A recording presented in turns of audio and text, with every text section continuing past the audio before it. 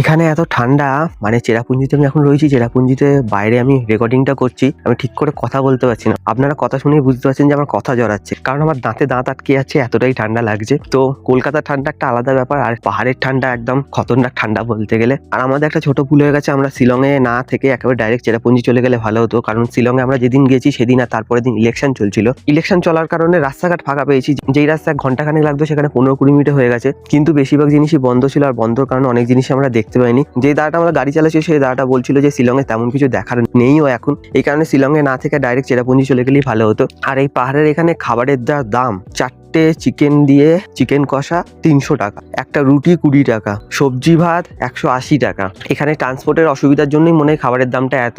আর চার্চের ঘন্টা, বা যেটা পুরো খ্রিস্টান এরিয়া, তো জানি না চার্চের ঘন্টা আসছে কিনা ভয়েসে, তো আসলেও কিছু করার নেই। শিলংয়ের বিকেলে পুলিশ বাজারে গেছিলাম, পুলিশ বাজার 80% বন্ধই ছিল, যেই 20% খোলা ছিল সেটা আপনারা দেখতেই পাচ্ছেন। আর রাত্রিরে চাউমিন আর মোমো খেয়েছিলাম। চাউমিনের কথা তো আর বললাম না, কেন খেয়েছি আমি সেটা বুঝতে পারছি না। সেদ্ধ চাউমিনের উপর খালি মশলা দিয়ে দিয়েছে, আর মোমোটা কাজ চালানোর মতন, না খেলেই ভালো হয় বলতে গেলে। তো খাবারের অবস্থা এখানে খুবই কষ্ট হচ্ছে রীতিমতন, কারণ ঠিকঠাক টাইমে খাবার পাচ্ছি না। খাবার পেলেও সে যা দাম, সেটা ভাবলে এখনই মাথা খারাপ হয়ে যাচ্ছে। যেই বাজেটটা আমরা ধরেছিলাম সেই বাজেট তো কবে ছাড়িয়ে ছুড়িয়ে বেরিয়ে গেছে তার নেই ঠিক। তো অনেক কথা হলো, চলুন। ঠান্ডার মধ্যে দাঁড়িয়ে আর কথা বলতে পারছি না, আমার দাঁতে দাঁত আটকে যাচ্ছে। তো দেখা হবে পরের দিন নতুন কোনো ভিডিওর সাথে।